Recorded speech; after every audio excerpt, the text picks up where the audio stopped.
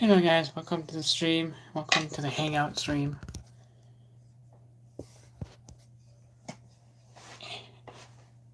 Oh, it should be good.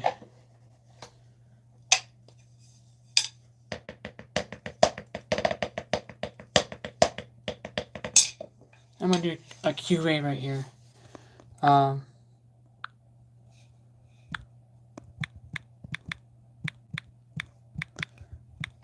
Dang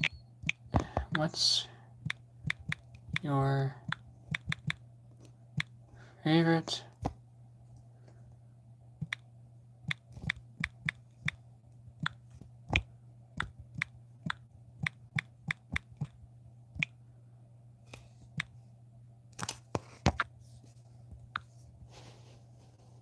What's your favorite artist? Music, basically, you know, any music.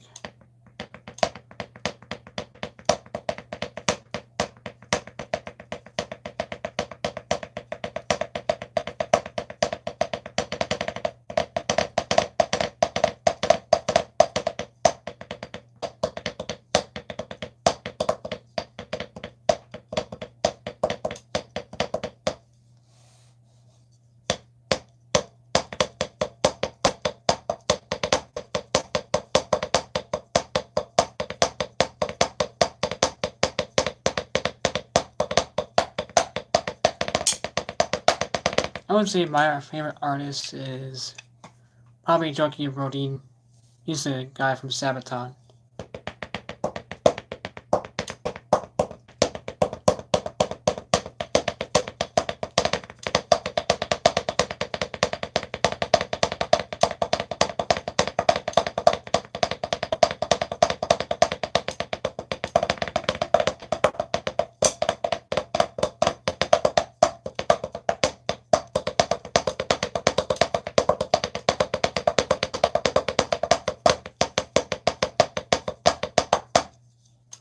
Comment what's your favorite artist?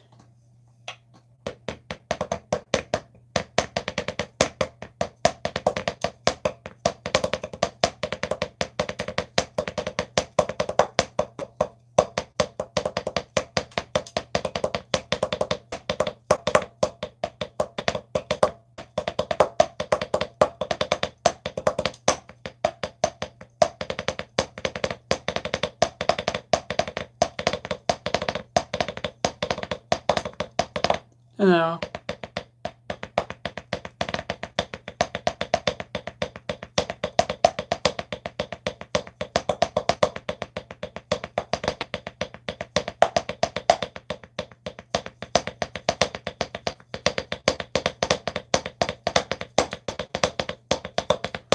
Alright.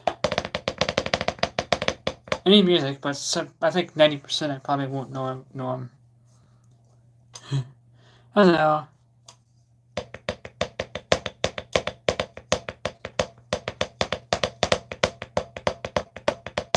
Alright. Maybe I should check out these artists later. I don't know. Welcome to the Hangout stream.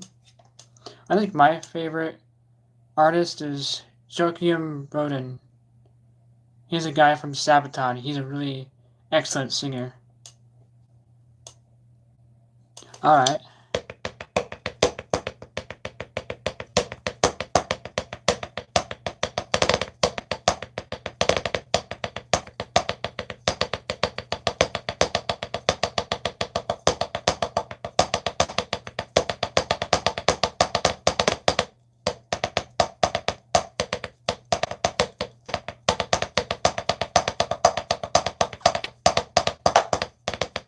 Let's do another QA.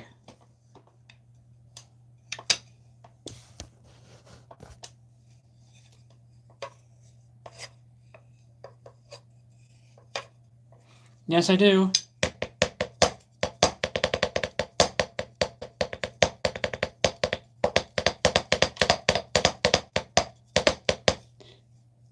Welcome to the Hangout stream. Let's do another question.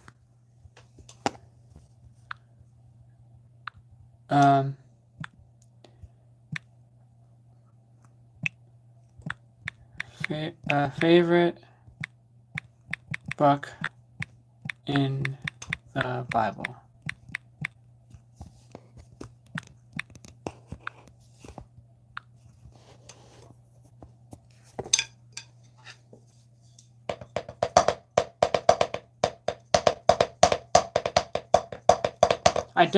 I voted Donald Trump for the first time, which I did for this latest election.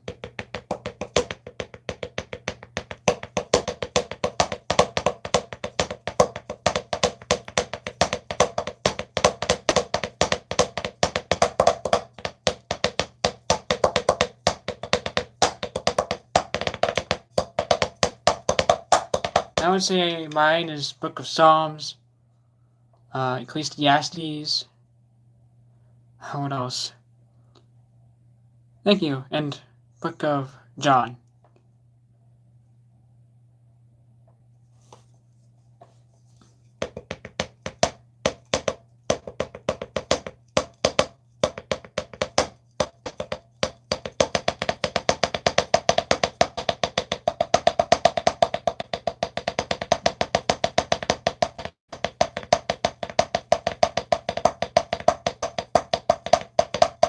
Don't forget, there are some women in the leading area too.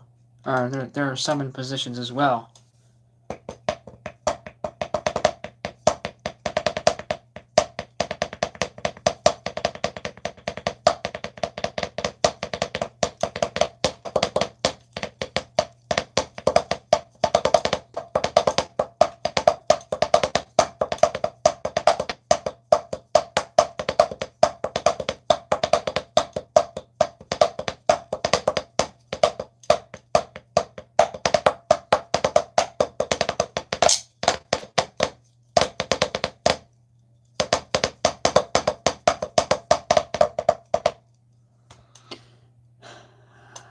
Yes, my favorite book is Book of Psalms, Ecclesiastes, and Book of John.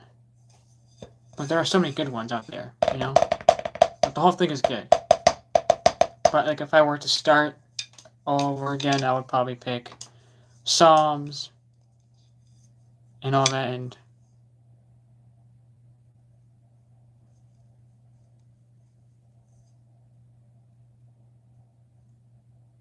thank you, Happy Tiger.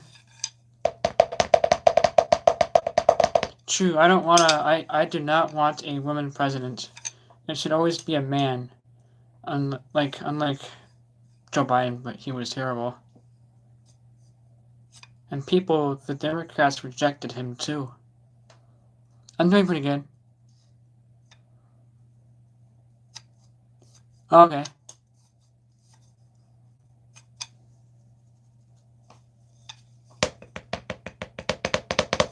Hey, Happy Tiger, I think I might get a new instrument in the future. I might get a new instrument.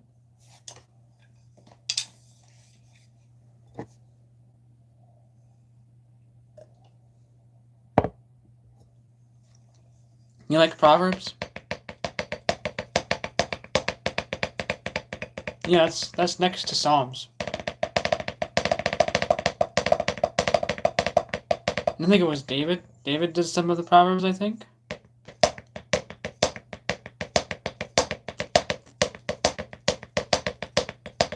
Yeah, and I'm surprised these didn't break yet. This is just the black plastic stuff from my drum set. These haven't break yet. I think I would like to order a hand pan. That's what I want to get. With my graduation gift cards, I could probably buy a hand pan.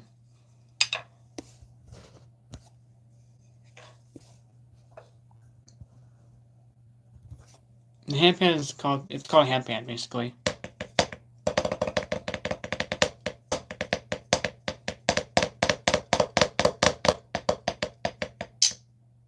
You do? Ask him if I can have it. Just kidding.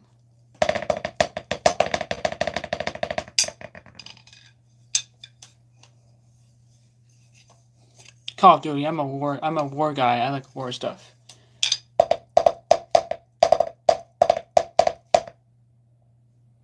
Oh, they are the VICFIRTH American Classic 7AN. These kinds. They're really good. They haven't broken yet, too. I recommend these type of sticks. Unless you drum really hard.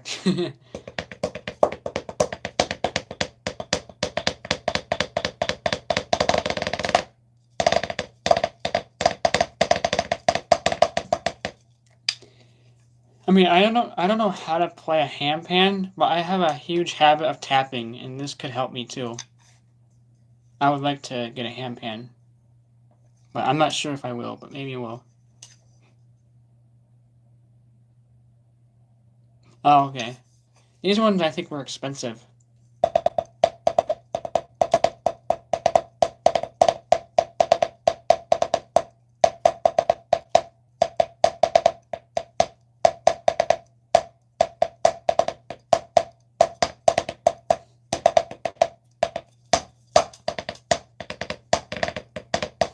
What if my sticks proceed to break after I said that? Just kidding. That would suck, though.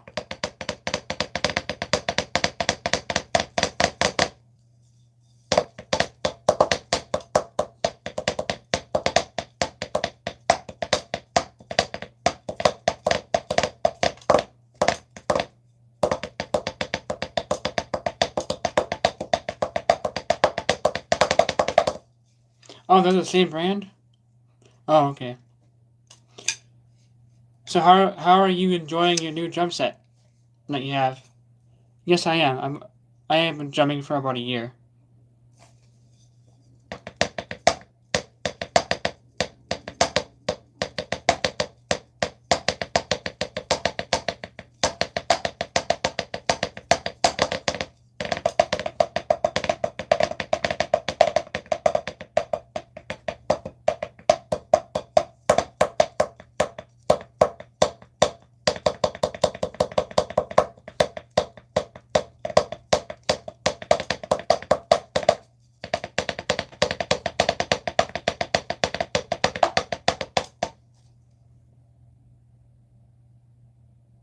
Oh wow. Maybe you could sell your electric drum set like on a website that's safe, of course. Oh, I don't know if any website is safe. I'm not sure. Just gotta be cautious.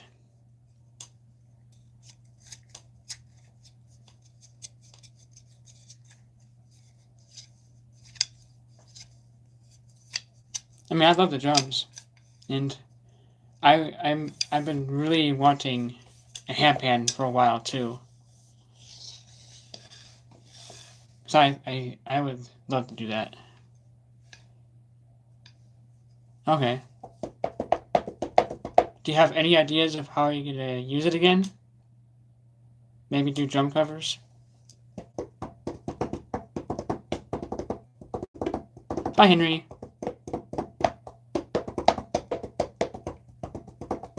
Don't forget to like and comment.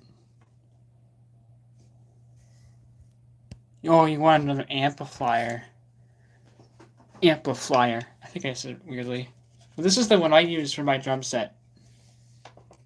It's the, it has an M on it. M Audio. I'm not sure what kind of company this is. But, there's an audio guy that I know. He gave it to me, which is a huge change, so. Oh, okay. I'll check it out later if I can.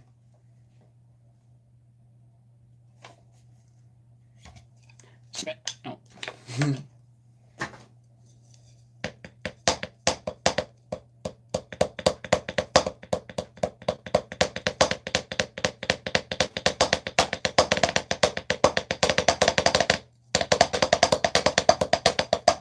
I would say this is probably my favorite warm-up.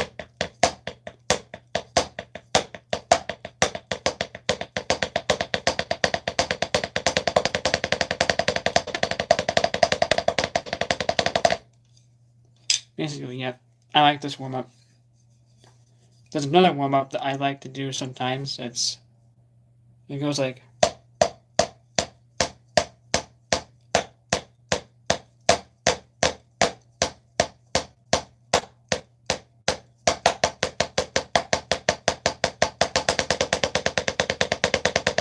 Or, I know, it goes like... No, dang it. I already lost how to do it. It's...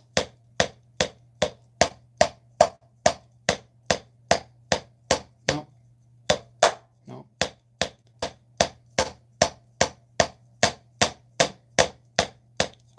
I forgot how to do it, though. It's like...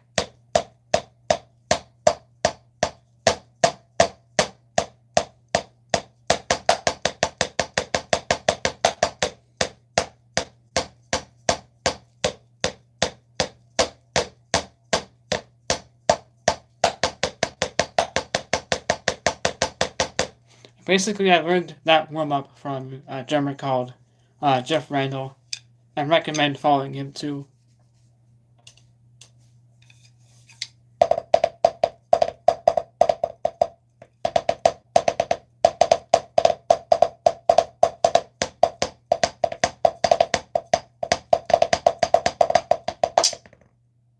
I don't have one, bro.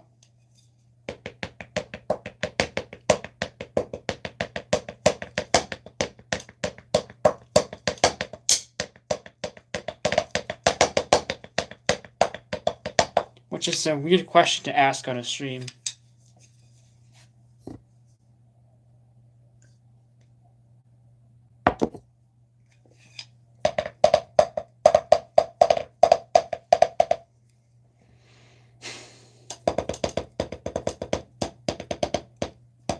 Actually, there's a book I want to read. I want to go get a quick book. It's a small book.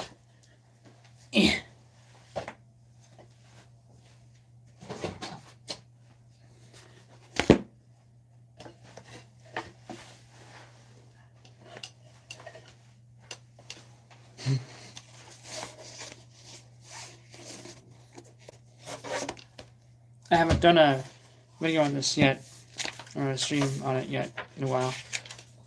This is Everyone is a Theologian by R.C. Sproul. Where did we last off? Oh yeah, it was... Yeah, we're doing The Creation of Man, chapter 99.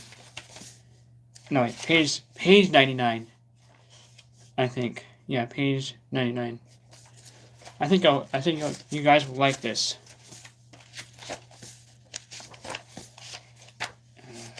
Just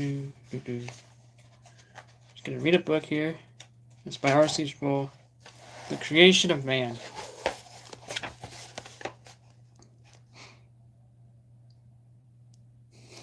I don't know. I'll have to write it down.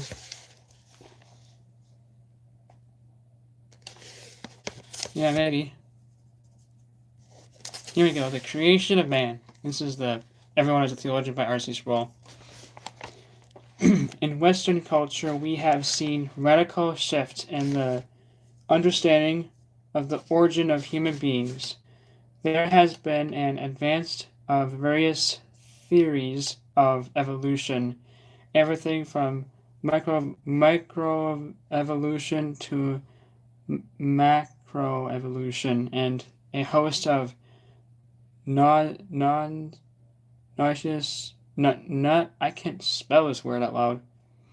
Dang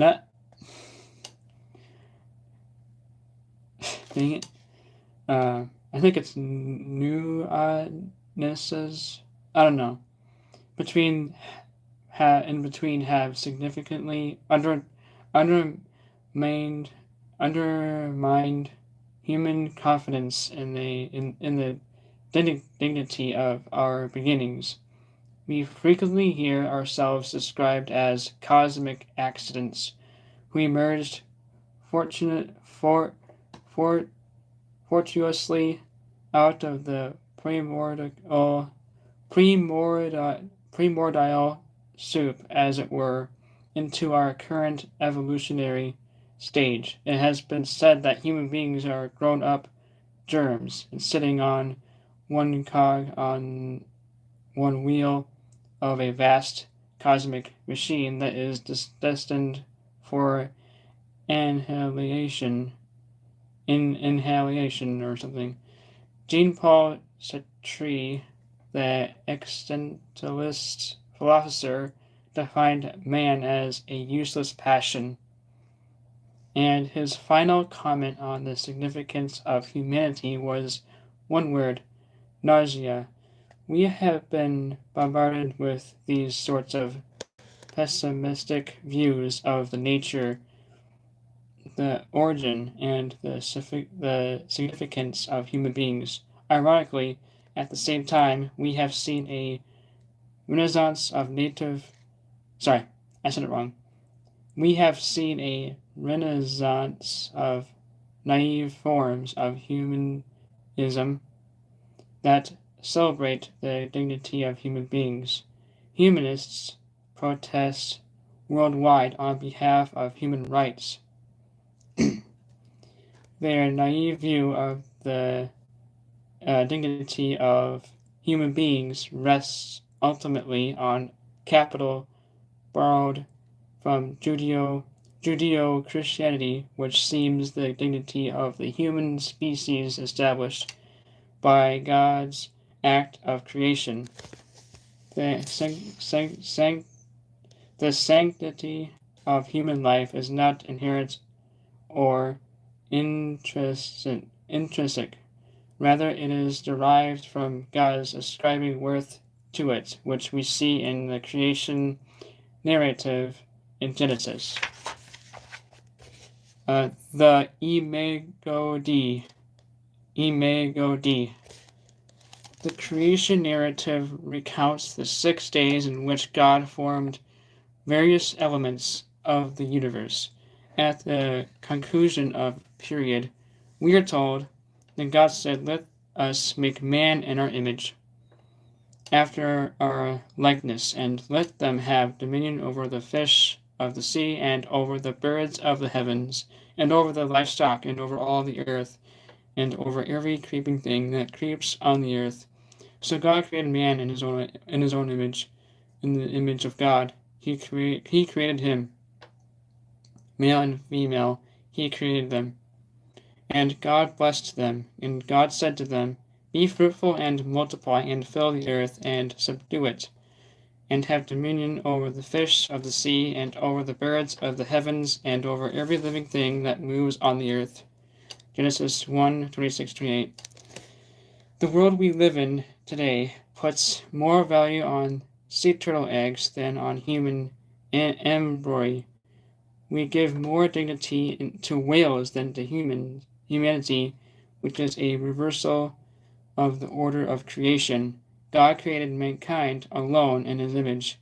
In a sense, God created man and woman as his vice-regents, as his deputy rulers. Sorry if I said that wrong. Over all creation, that is the status God accorded to humanity. That is what the scriptures mean to when they tell us man and woman were made in the Imago Dei, or the image of God. What is the distinctive dimension of human beings that makes them different from all other members of the animal kingdom? Historically, there have been many attempts to locate the distinctive characteristics of the image of God. We read in Genesis 1:26, "Then God said, Let us make man in our image, after our likeness." 2 distinct words are used here: image and likeness. The Roman Catholic Church has said that the Bible is describing here not one specific characteristic of humans, but 2, so that there is a difference between the image and the likeness.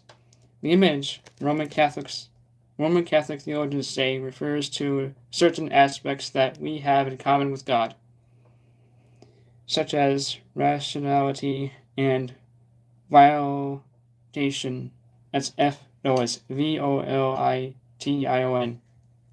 don't know how to say it out loud.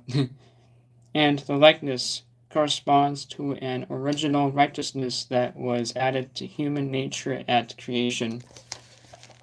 The Protestant interpretation of Genesis 1:26 differs significantly. Protestant interpreters say that the two distinct words are a hendes, which is simply a grammatical structure in which two words both refer to the same thing. We find another instance of this structure in Romans 1, where we are told that God's wrath is revealed against all ungodliness and unrighteousness of men. Romans 1:18. God's wrath is directed either at two distinct things, ungodliness and unrighteousness, or at one thing described by either term. The conscious among Protestants is that both Romans 1:18 and Genesis 1:26 contain a days. I'm not sure how you pronounce this. In whatever sense we are created in the image of God, that is the same sense in which we are made in his likeness. Different yet similar. So what does it mean to be made in the image of God? Medieval theologians introduced the idea of analogia entis, which came under sharp attack in the 20th century by neo-Orthodox theologians. Karl Barth, in particular, analogia entis is the analogy of being. Even thought the scriptures make clear that there is a wide gap between the nature of God and the nature of any creature. There is some way in which we are like God. We certainly are not God. We are creatures, and he has the power of being in himself. However, it has become popular today, even among Orthodox theologians, to refer to God as holy other. This expression is used in an effort to call attention to the majesty and transcendence of God, and to create a barrier against confusing God with anything in the created realm. However, to take that expression in a literal way is fatal to Christianity. If God were completely, totally, and entirely different from us, there would be no point of contact between the Creator and the creature. There would be no avenue of communication. It is crucial to Christian thought that there is some similarity between God and man that makes it possible for God to speak to us, even though he speaks to us in human terms. What he says is meaningful because we share some similarity.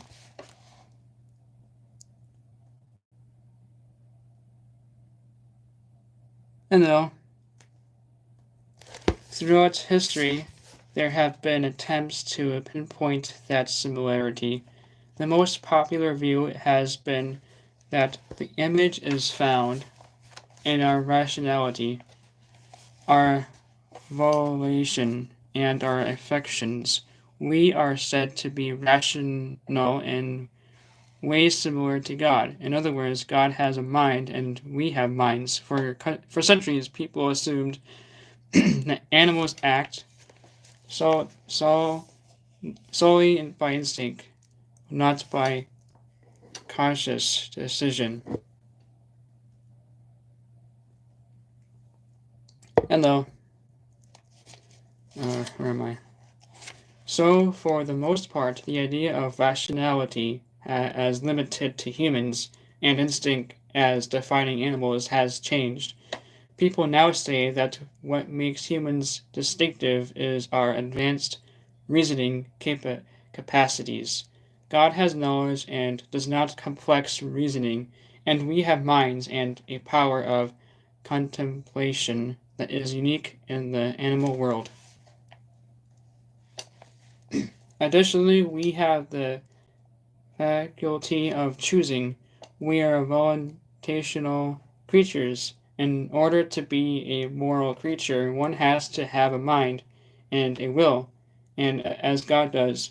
We do not put mice on trial or speak of an ethically developed sense of morality in our dogs, yet we hold human beings accountable for the choices they make. Humans are moral agents.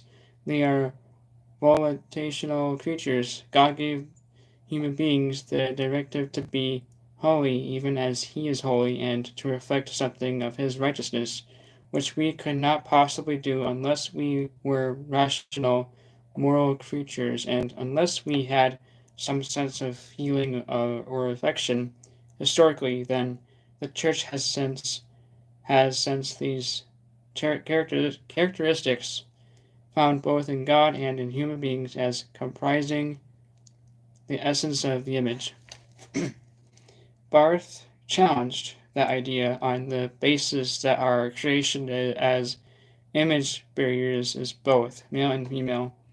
The word man is used generically in Genesis. It incorporates both male and female such that all human beings participate in bearing God's image. Barth argued that male and female is not an analogy of being but an analogy of relationship. Just as God has interpersonal relationships within himself and the Godhead, our uniquenesses is our ability to have interpersonal relationships among ourselves.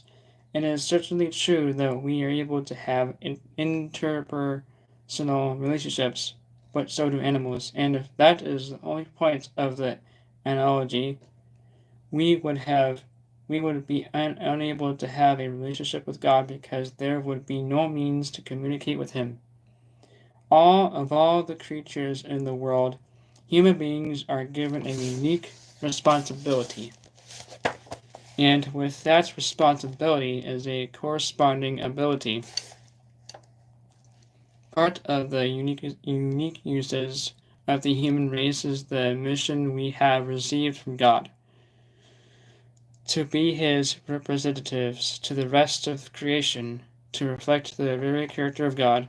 This becomes clear when we reason back to Genesis from the New Testament picture of Christ himself, the second Adam, in whom we see the perfect fulfillment of what it means to be made in the image of God.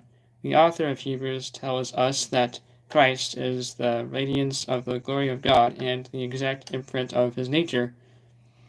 In Christ's perfect obedience, we see the fulfillment of the human mandate to reflect the holiness and the righteousness of God.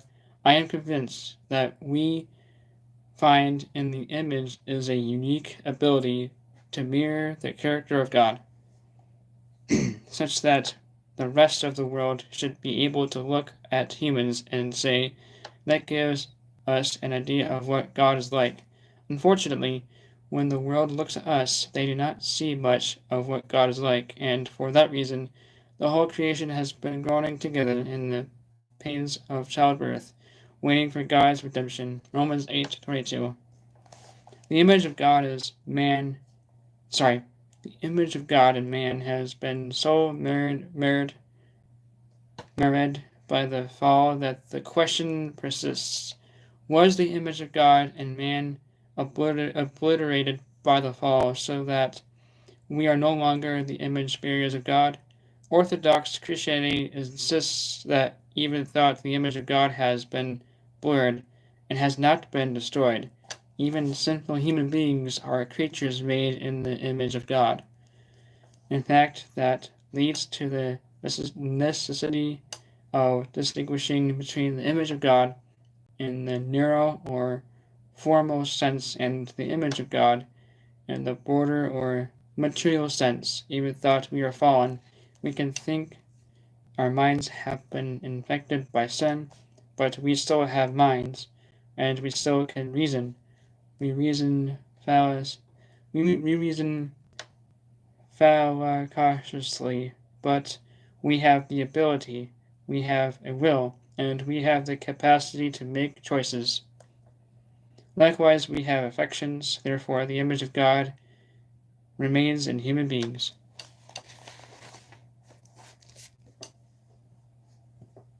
That is the end of the stream.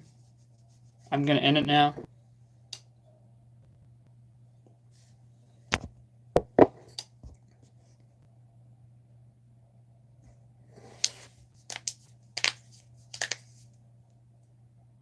Thanks for hopping in, Happy Tiger.